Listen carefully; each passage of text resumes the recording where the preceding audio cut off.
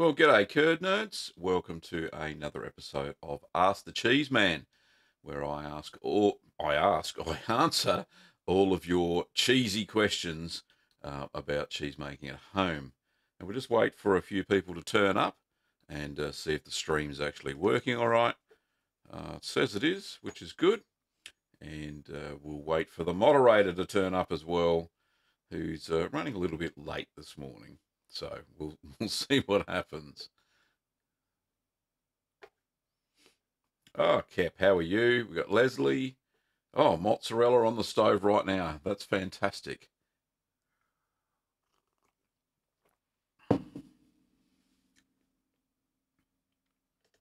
Oh, everything's happening at once here. Seems to be that the stream's okay. Action Bastard, how are you? Doing well, thanks very much. Ben, how are you? Hopefully your order got through all right, and it's all there.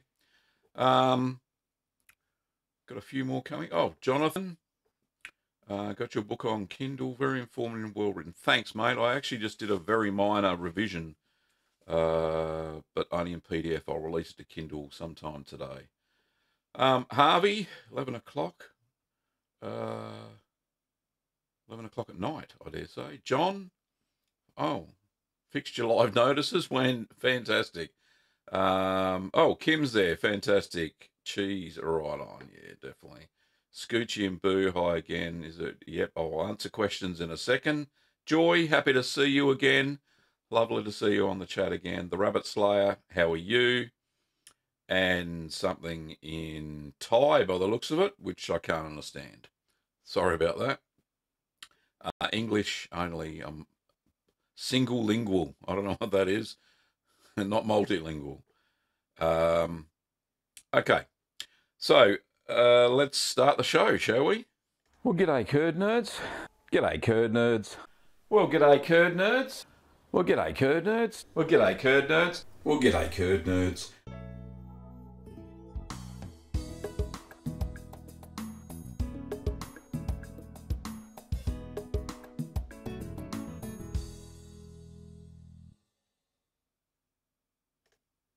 Okay, as I said, welcome to Ask the Cheeseman Live, where you can ask all of your cheese making questions. Okay, Gavin Weber is my spirit animal. Just a couple of things I've been working on. Obviously, you saw the video about Port Salut. I don't know how that went down. It seemed, I got a lot of comments saying it was the best one I've ever done, which... yeah, I suppose I put a fair bit of effort into making the video itself and the cheese itself as well. And that's ripening well. I've got to wash it today with that last bacterial solution. So I've got that sitting on the side. It waited 12 hours overnight, so that should be good. I've also promised to try and make brie again, the proper size, not the tiny size brie, but the proper size brie. So we're going to try that and see how that goes. Also, just the podcast is back. So those who have waited for a while for the podcast, it's back. And here's a sample of episode 65. It's coming.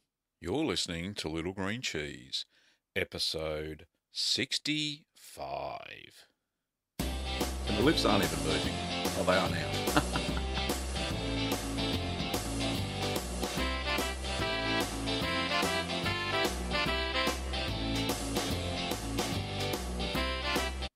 Anyway, that's enough of that. Anyway, Kim will put up the link to that podcast episode. It's Little Green Cheese, episode 65. So that's up online now, and I'll be releasing one every morning. We've got a few more that have turned up. So Kitty Cats has turned up. How are you? Drew, welcome. How are you, mate? And Brendan. How are you, Brendan? Okay, so let's just one final point before we get started. Don't forget that there is a super chat, a little $sign down there. If the chat gets a bit chaotic and you want to get your question absolutely answered, because I won't answer them all, then a super chat is the best way to do it. Also, it only costs something like $2, and all the proceeds, well, most of them, go to the channel to help it grow. Anyway, so let's get on with it. So I've noticed a question way back here somewhere. Where is it? Scoochie and Boo says, hi again. Is there a fix for red mold getting on blue cheese, or should I just go with it? It means that your cheese is too moist. Brevibacterium linens it loves a good moist surface to grow. So the maturation box is probably a little bit too moist. Blue cheese tends to have a lower humidity requirement, about 80%, than what does red ripened or smear ripened cheeses, which need about 90–95%. Hope that answers your question, Scoochie and Boo. We've got Ben's got a question. Can you store different cheese like Camembert, Tilsit, and blue cheese together in a cheese room? You can if you use ripening boxes. So you've seen ripening boxes in my videos, Ben. So as long as they're at the same temperature, the ripening boxes will help with humidity as well, and that'll avoid cross-contamination. And if you put them next to each other in the same cheese room, if you've got a room, for instance, yes, they will get contaminated. Something you just got to live with. John, ever heard of anybody using apple cider vinegar for curdling cheese, washing, and having a sweet cheese? I've actually made whole milk ricotta or sweet ricotta with apple cider vinegar, and it turns out very nice. It's not as sharp as it would be if you use what's it called? White vinegar. So yeah, apple cider vinegar, pretty good. Makes a nice, smooth, creamy, and not so sharp ricotta. Okay. Carlos, Gavin, do you know the... Oh, how do you say this? What? Oh, I can't even say it. Yes, starts with an O. Cheese. Yes, it's a stringy Mexican string cheese. Carlos, yes, I do know it. Very similar. You can use the recipe for traditional mozzarella. Same recipe. It's made with raw milk, and it is from what I've heard, a very delicious cheese. Okay, Kim's popped the episode up. Fantastic. Thanks for that, love. Gavin, can you give my friend... Oh, who's this from? Boom Shuki Koo. Gavin, can you give my friend Nick Gurr a birthday shout? Well, happy birthday, Nick. Here you go. Okay, Kep says, I just use a paint strainer bag to strain my curds. Hope this isn't going to taint the cheese. Do you know if this is okay? Port Salut video was great. Kep, yes. Another cheesemaker who doesn't look like he's on at the moment, Mickey D, who's usually on the chat, put me on to those paint strainers, and I had a look. They're just a mesh bag, not plastic, a nylon weave bag, and I got the 20-litre one. I went and bought one on his advice, so I'm going to try it out. And yeah, look, I think they will work. I'm going to boil it. It won't melt, apparently, so Mick tells me. And yeah, it should turn out all right. A good alternative to cheesecloth if you're really desperate. And I think, yep, it'll work out. It fits over the pot, over the colander. Okay, so I'll give it a go. Red mold and blue cheese equals purple cheese. Very good. I like that. Hats off. Roy, good morning, Roy. Yeah, you get a very stinky blue cheese. How many different cheeses can I name in 1 minute? No, I'm not going to try. That'll hurt. I have enough trouble speaking and getting rid of the frog in my throat as it is. Okay. Gavin, I tried to ask you a question last time, but you did not understand me. I'll try to be exact. Okay, that's great. Cecilia, is it Celia? Celia. G'day, Celia. How are you? Stephen says, do you have a list of things that a person just starting out would need to make a cheddar cheese? Yeah, no. Let me think. I actually have put together a cheese making equipment pack, and that's available in our shop. And Kim will pull up the she'll pull up the link soon after she's stopped banning everybody. Um, yeah, so cheese making equipment pack and a cheese press and hard cheese kit. If you want to make cheddar, they're the three products that we have that you would be able to make it without anything else except for milk. So cheese press, hard cheese kit, and a cheese making equipment pack, which has everything in there. And Kim will put that in there. Leslie says, are there substitutes for citric acid in mozzarella? It's difficult, Leslie, because citric acid is the known quantity of acidity, whereas if you use something like lemons vary in acidity, from sharp to not so sharp. So that may be difficult using that sort of acid. Vinegar depends to change percentage of acetic acid depending on the country it's manufactured, so that's difficult. Whereas citric acid seems to be a known quantity, so that's why I mainly stick with that. It's pretty easy. You can pick it up in any supermarket. Little container about that much will set you back about $1. So not too bad. Geordie, good night. How are you? Brendan says, I recently made double cream brie with rose water and saffron, which are still maturing. What interesting additions have you ever added to your cheeses? Well, Brendan, good question. Some interesting stuff that I've added. So I've added sage to Wensleydale. So dried sage from our garden. I had to put it into the oven to dry it out because it was fresh. And I didn't want the fresh cheese rotting. So obviously sage to Wensleydale, and also sage in Derby, so sage Derby, which is a traditional English cheese anyway. I've also added cranberries to Wensleydale as well, so dried cranberries, and they actually plumped up a little bit. So they're nice. But I didn't mature that cheese for as long as I would a normal Wensleydale. That works very well. Obviously, there's green peppercorns. Green peppercorns are I think, a lot nicer feel on the tongue as far as cheese making goes, because they're a lot softer. They come in a little can usually, well, here in Australia anyway, come in a little can in the supermarket, green peppercorns. I've also been known to use red peppercorns. They're fine. Obviously, chili, they're pretty funky, especially the hot ones. Make sure they're dried and you just boil them a little bit in a cup of water before you add the water to the milk, and then the chilies to the curds when you mill them. So there's a few that I can think of, some basic ones without getting into too much depth. Thanks, Brendan, for your question, mate. God, the chat's going crazy. Hang on, let me have a look.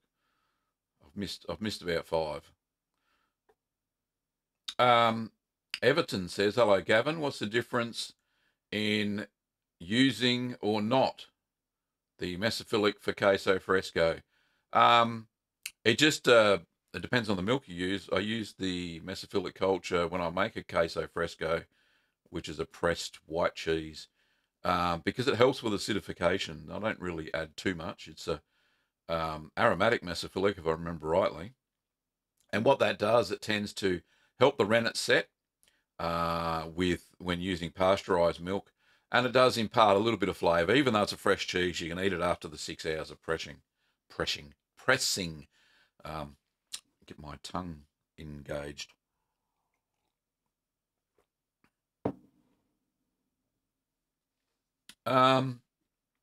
Stephen, are you able to send people the list? Cannot hear you now.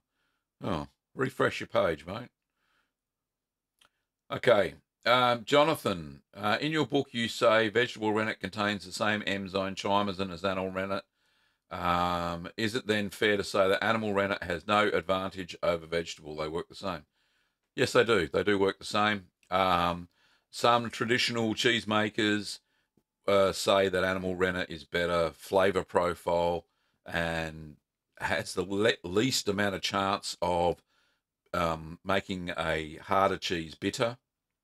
So that could be an issue. But other than that, I think they work the same. And that's from experience. Stephen, I'm in Afghanistan. I'm going to be going home in November, so I'd like to get a list of where I can do some cheese making at home. Thank you. Stephen, just email me. Go to the channel after the chat, of course. Go to the channel and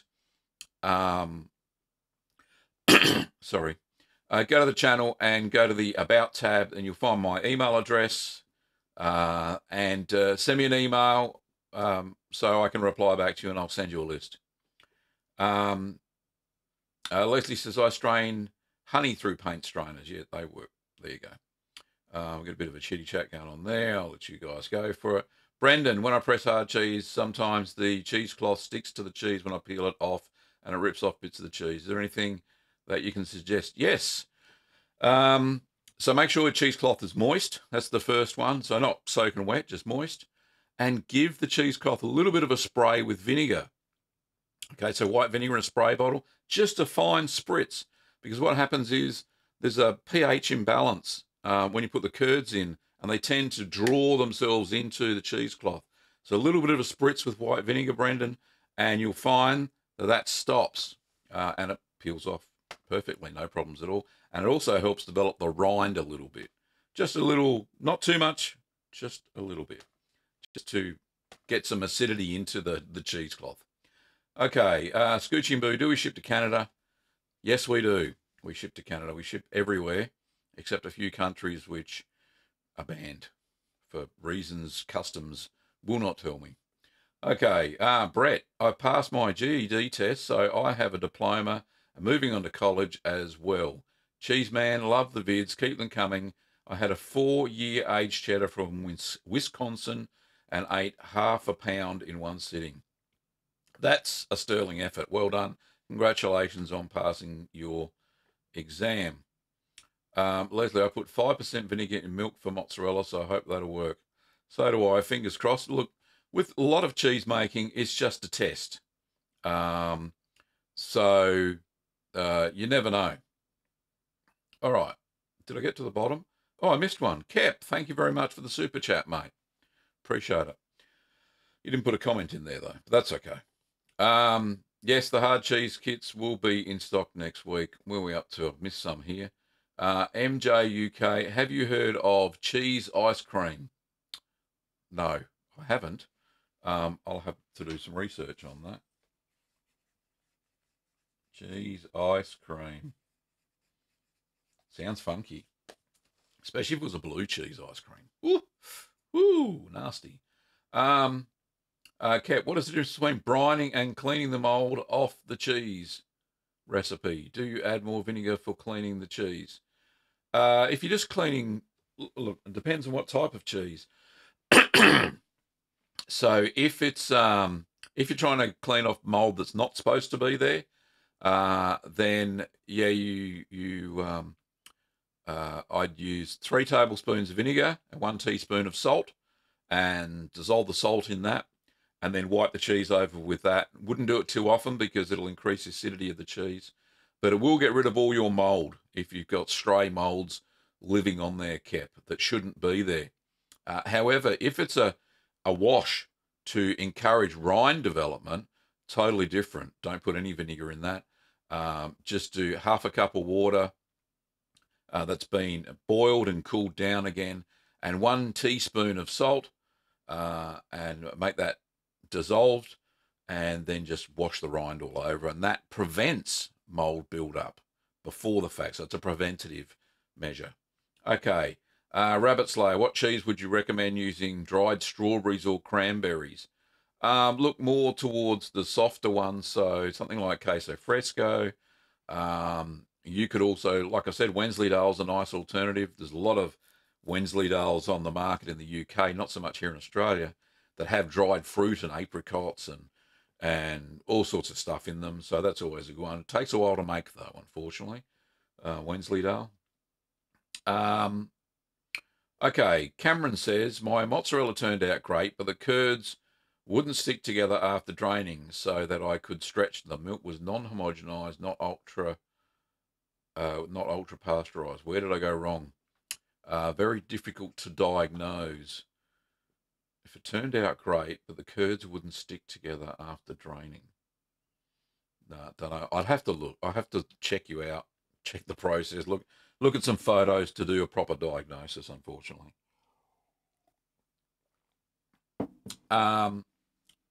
Cecilia says, please give me a quick recipe for mozzarella cheese using a gallon of raw milk. I need to know what temperature to put the citric acid in and what temperature to add the rennet. Yep, if Kim's on the ball, she'll be able to provide you a quick mozzarella recipe that is on little green cheese. Kim, you'll have to search there. Eric has said, have you ever considered trying to make a marbled cheese like Kojak, which is Colby Jack? And if so, how would you go about it? Well, what you would do, I haven't, but I've seen people do it. And what they do, they make 2 batches of cheese at once, and they get to the draining stage, and then basically they mill the 2 cheeses together in one big pot, pop it into the cheesecloth lined cheese basket, and then press it. And all the curds knit together, and you've got a bit of a marbled effect. So that's how they do it. It's pretty simple, easy technique. Eric says I would make. Yeah, okay, that's exactly what I said. Okay, there is a cheese. What's that? Cideronda. I think I said it right. There is a cheese, and I know what it looks like and tastes like, but I have no recipe. It seems to be like mozzarella or Armenian stretch cheese, but it is aged in glass bottles. Very smelly, salty, crumbly. I think I need to make one, but you need to help choose temperature. Don't know until you give me a name. I don't know what it's called. Gavin, can I update the PDF for your book in which I have? Can I update the PDF for your book? Yeah, Kev, just shoot me an email, mate, and I'll fix that up for you. MJ says, can I send you the link to Parmesan ice cream? Yes, please. Just go to, well, you can go to littlegreencheese.com, use contact information there. That'll be fine. I'll have a look at that. 973X, Y, and lots of X's and Y's. I'm thinking about starting making cheese, but don't have a spare fridge. Where can I age my cheese? Kim will put a link up to making beginner's cheese without a cheese fridge. There's a great little video I did, and I go through a whole list. Okay, Joe, how are you, mate? Appreciate you turning up. Okay, what hotel do mice stay at? The Stilton. That's a good. I haven't heard that one before. That's excellent. Okay. Richard says, on something more serious. Hi, Gavin. I have a 2-week old Stilton aging in the cheese cave. It's very moist and expelling lots of ways. Is normal. Does the crust journal? No, it's not normal. I think that during your the turning, you got to turn for like 4 days. A lot of the moisture should be gone then. It shouldn't expel anymore once you get it into the cheese cave after piercing. So something's gone wrong there somewhere. So Richard, I don't know. You might be able to just keep ripening, see what happens. Just make sure if you get any funky molds other than the blue ones, it should all drain off eventually. Just keep persevering and you'll get a cheese. It'll have blue in it, but I don't know if it'll be a Stilton, but give it a go, see what happens. Isaac, got a favourite cheese, least favourite? Done this one every show, so we'll do, what's my favourite cheese? Tilsit at the moment. That's why I'm making a Port Salut, which should be very similar to it. Least favourite, St. Marcelin. Okay, thoughts on Cheese Whiz? Cheese Whiz is terrible. I don't like it. It's a processed product. Disgusting. It is blasphemy. Thanks, Rabbit Slayer. Okay, I'm nearly down the bottom again. How good's that? I've caught up. Jonathan has said, I bought a Limburger online and want to try a slice every couple of weeks over 3 months to understand the difference as it ages. Will cutting into it interrupt or harm the aging process. Yes, once you pierce the rind, you'll get gooey Limburger all over the place. It usually in the middle of the paste when it comes to room temperature. This is the same for all red smear ripened cheeses. It is very runny and it will just run.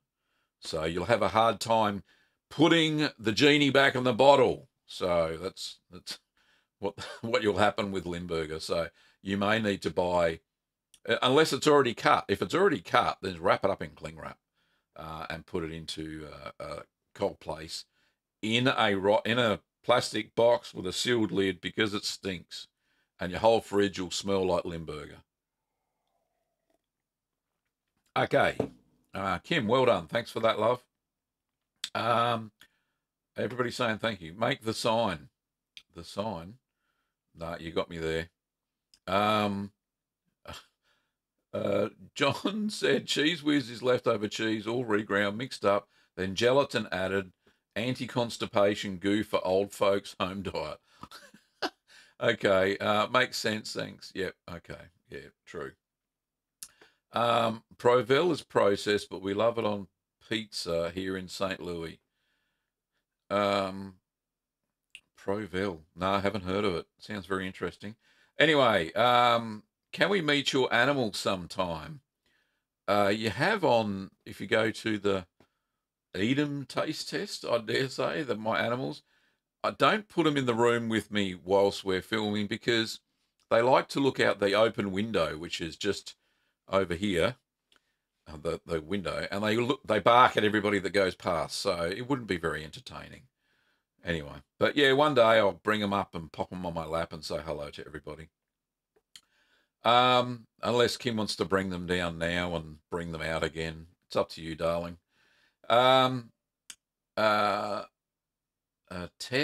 Tezer Boss, hello from Greece. Can you make a tutorial on how to make a cheese press like yours?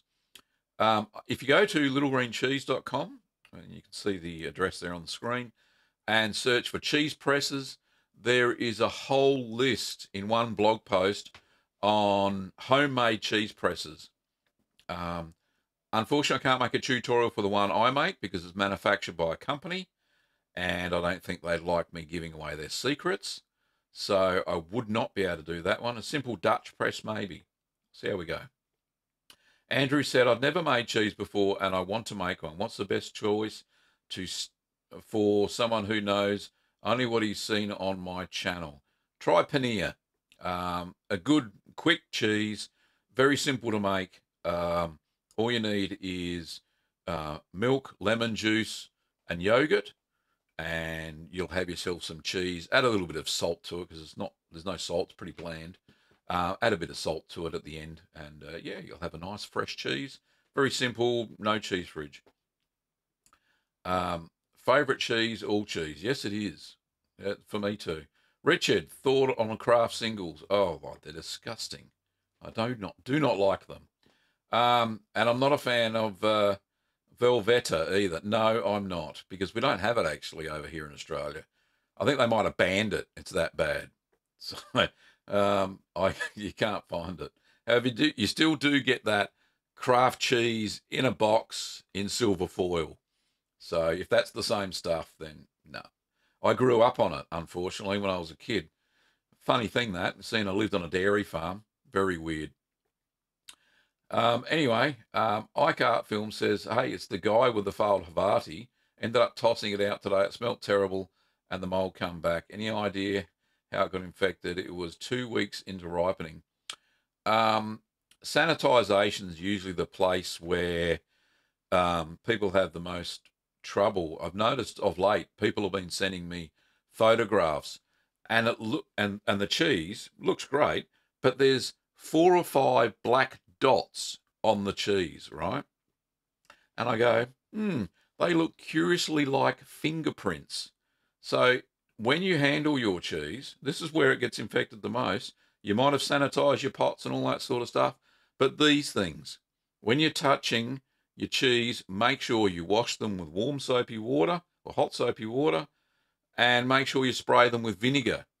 So that'll get rid of any molds or funguses or yeasts that live on your hands, which they do, right? That's why we wash our hands.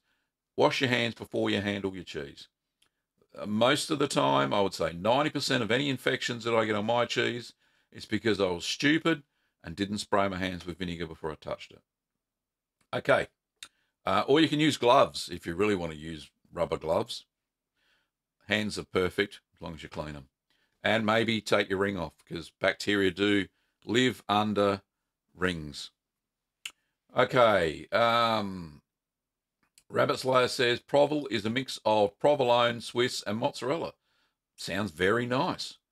If my provolone that I made taste tested the other day is anything to go by, I dare say all of those cheeses will be lovely. Okay. Eric said, yeah, okay. Kim, thanks for the link, Cheese Press. Do you think where you are from makes the cheese making process different? No. Factories are factories. The recipes are handed down. Usually the main players, big cheese making companies, well, in here in Australia, we've got Fonterra and Bega Cheese, which are two of the massive cheese producers. Mainland Cheese, big producer in New Zealand. And, what's the other one? Goulburn Murray, I think, is another big one here in Australia. They all use the same process to make the cheeses. They do it as quick as they possibly can. No love, and yeah, it's all square, vacuum packed. Nothing against vacuum packing because I use it as well, but there's no wax. There's no wheels of cheese to be seen. It's all in squares. Okay. Okay. Can I send you a recipe for kataki? It's a fresh cream cheese from Greece. Yes, please. Just go to littlegreencheese.com and go to the contact me page and send me the recipe. That'll be fantastic. I'll see what I can do with it. Won't happen straight away. Jonathan says, always thanks for the help. I don't think I'm set up to drop a tip donation, but we'll set it up for your next live cast. Thanks, Jonathan. Appreciate it, mate. John, milk is always terroir, like wine, milk, grass, amino acids, soil component. Yes, it does. So it depends on the district you're from. It all has different flavours depending on the milk. So, like if you feed cows on just hay and silage, which is basically rotten grass, you get a totally different milk than if you feed your cows on pasture, which is a mixture of grasses, flowers and weeds and stuff like that. The cheese turns out a lot better, apparently. Excuse me. Okay. Joel, hello. Isaac, what food goes with goes good with Munster? I know it's pretty strong cheese. I was told it's delicious. Lies, all lies. It is delicious. You must have had an off one because I made some and it tasted great. So I'm not sure. And it goes nice with a nice glass of dry white wine and some crackers. That's what I had it with. So that was good. Joel, love your videos. Thanks, mate. Selgi, I think that's how you pronounce it. I've asked this on the mozzarella video, but since I was caught this live, might as well. How's the New York style pizza cheese, low moisture mozzarella made? And how much lipase affects mozzarella flavour? It totally affects the mozzarella flavour. Low moisture mozzarella, I think they would probably just dry it out more. So age it a little bit and it'll dry out. That's the only way I can think of making a low moisture mozzarella because it's all made the same recipe. So they probably just dry it out a bit and then grate it. Lipase affects the flavour because it converts fats into lipoids, I think that's how you pronounce it, which give a different flavour profile to the cheese. Without it, mozzarella's fairly bland, as most of us know. What's my favourite cheese? Done that one. All of them. All the cheeses. Andrew says, thanks for the link to the paneer. Oh, Kim, well done. Got links going everywhere there. I missed them. Um, MJ UK said he sent me the link. Great. I'll do that when I open my email later. Richard says, can we get a video recipe for your favourite pizza made in your clay oven? Hey, that would be pretty cool. We've actually got a pizza night coming up in September, don't we, Kim? And she'll answer in a minute. There's a bit of a delay. But yeah, that sounds like a great idea, actually. Pizza, oven, cheese. Yes, for those who don't know, on the channel somewhere there is a there is a video of how I made my clay oven in my backyard, and it does make a wicked pizza. Usually the pizzas cook within about 3 minutes tops because it's so hot in there.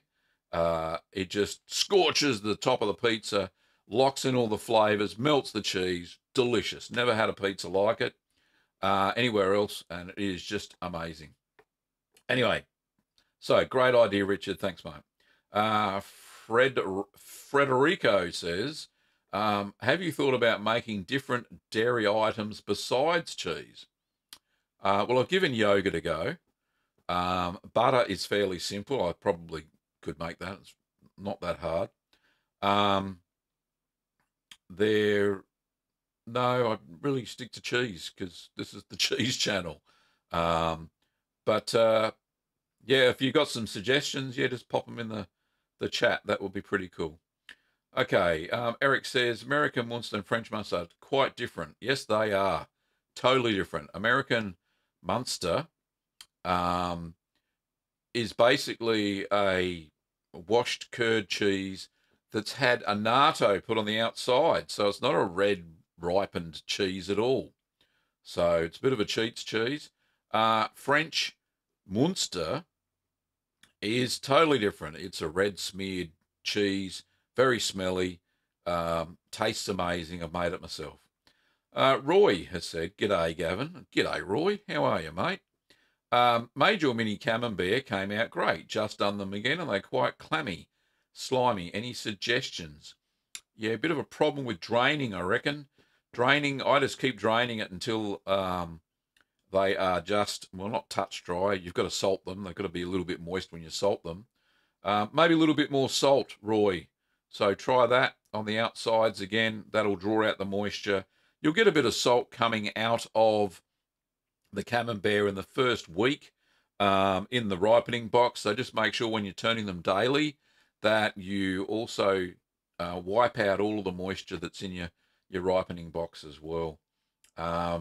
If needs be, just get a bit of cloth that's damp, not wet, and put that in the bottom of your ripening box, and that'll keep the humidity up to get the Penicillium Rock 40 and a Penicillium Candidum, wrong cheese, growing. Now, I did find in that last Bloomy Goat Blue that I made that the white mold grew really well. I didn't even leave the lid on, so I had the lid sideways, so there was big gaps either side, and you would have seen that in the video for Bloomy Goat Blue. And I found that the white mold grew ferociously, and it could have been because I made the perfect environment for it to grow because I had ash on the cheese. But it was the best bloom I've ever had on any of my cheeses. And what I did differently, I didn't clip the lid on the ripening box. So I let it dry out a bit. So the surface of the cheese was a lot drier than what I normally would have it. So go figure. Try that out. John, someone must have slapped a Munster label on an old runny ammonia camembert and brie or a red linen still. Yeah, I think they cheated. Scott says, is Munster cheese invested in Munster? I don't understand. Maybe I'm a bit slow today. Nicholas, what is the best cheese to start with if you're a beginner? Try paneer. It's a really nice, simple cheese. Very easy to make. Don't move on to mozzarella until you've got a few cheeses under your belt. What I teach during my beginner's cheese making course, first cheese I teach is paneer. Then we move on to whole milk ricotta. Very similar, except you don't press it. Ricotta salata. And then we make quick mozzarella after everybody's comfortable with handling the milk and how it coagulates and all that sort of stuff. Brendan says, when I added citric acid for mozzarella, the curds went like it does when you make ricotta. It does go solid like it does with rennet, but it still had a ricotta look. Any idea? Yeah, when I initially add the citric acid, Brendan, I do it when the milk is 13 degrees Celsius. So the higher the temperature of the milk when you add citric acid, the more it's going to curdle. So I added a lower temperature. It does look a little bit grainy when you put the citric acid in. But however, then you put the rennet in when it gets to about, I think it's 30, 32. Don't have the recipe in front of me. And then it sets. So I leave it for 5 minutes, don't stir it. If I have been stirring it, it turns into kind of like scrambled eggs, which is fine. It'll still work. And you get solid sort of curd there. Drain it off and then microwave your heart out, and it usually works. Rarely do I have a failure now on our mozzarella cheese making course. So probably best to check the video out again, Brendan. I use the Fromage's 50 rennet tablets. I use half a tablet, and that certainly does set the curds very well because yeah, it's good. It works. Jonathan, thanks very much, mate, for the super chat there. Lovely. You didn't ask a question, but happy for the donation. Adam says, what is your opinion on Casu Marzu? Yes, maggot cheese. Don't eat it. It's horrible. It's not very good for you. They can't export it. Wonder why. No, I don't like it. Never tried it, but I've seen, where did I see? It was a TV show. Gordon Ramsay or something sent one of his offsiders to Sicily to try a Casu Marzu, and it looked terrible. Made me feel sick. John says, need to take samples of that bloom and make your special cheese mold. Love you go with it. That is a good idea, but it's in my belly, so it's gone.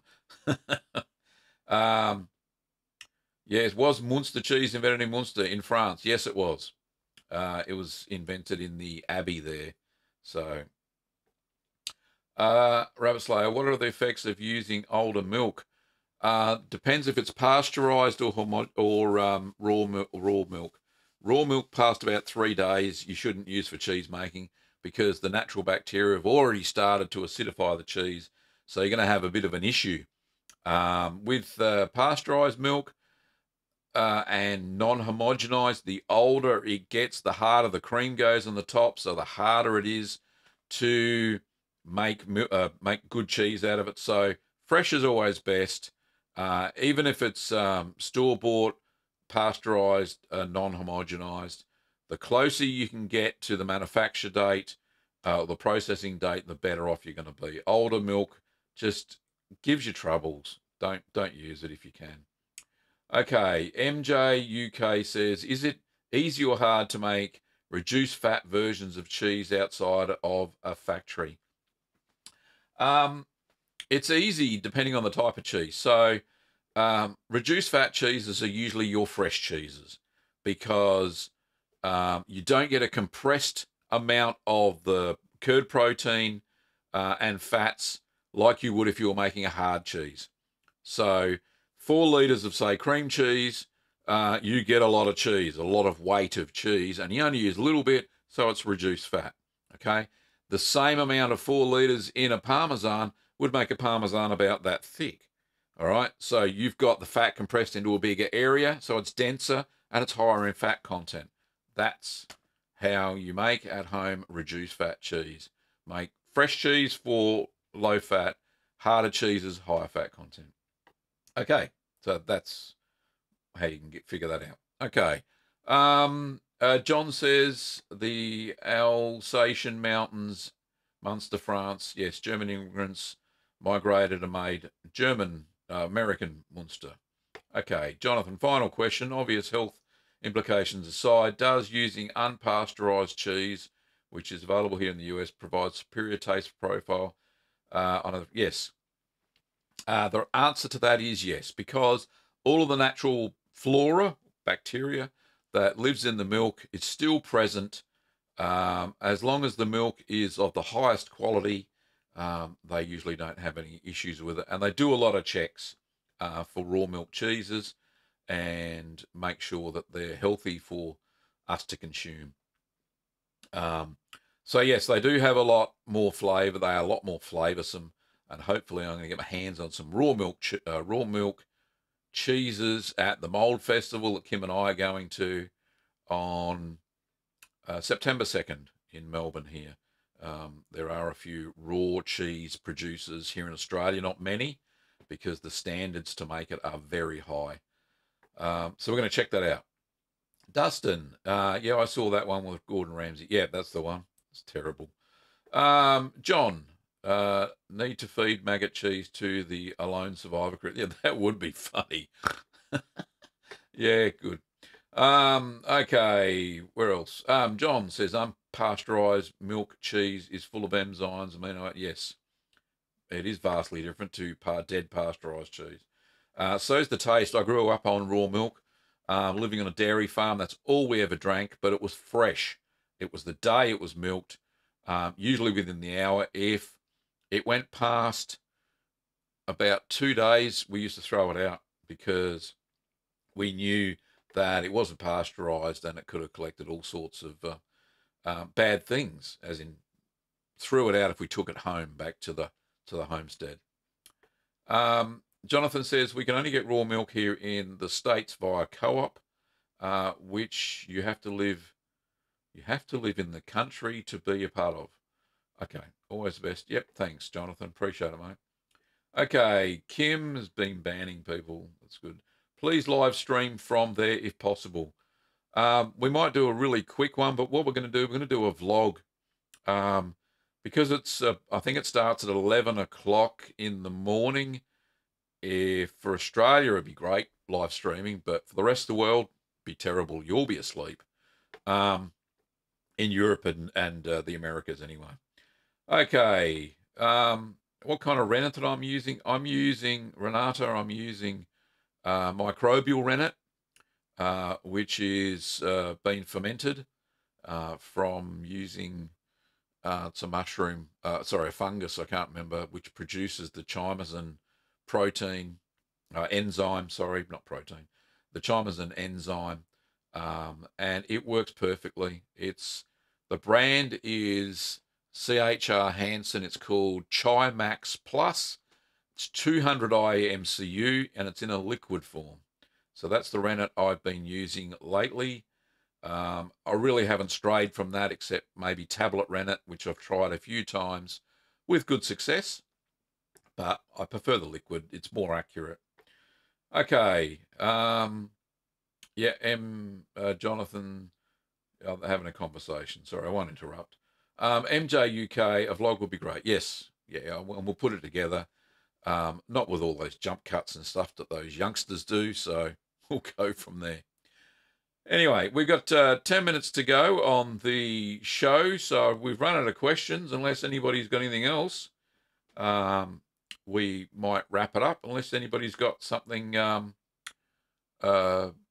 urgent, burningly urgent cheese make. Oh, here we go. We've got some more questions again. So I'm an insomniac.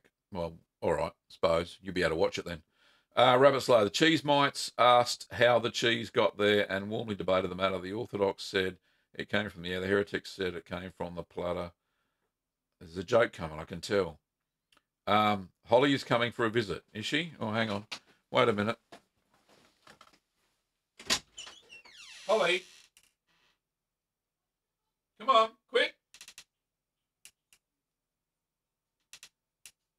Never work with animals. Come here.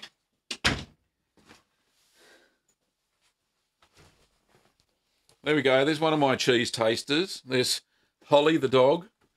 Yeah, she tastes all of my cheeses. Anyway, 2 cheese mites walk into a bar. Yes, good one. Ah, she loves me. So notice her grey hair matches my grey hair. That's why I like her. Dustin, thank you very much for the super chat, mate. Thanks for another great episode. I've tried your cheddar at...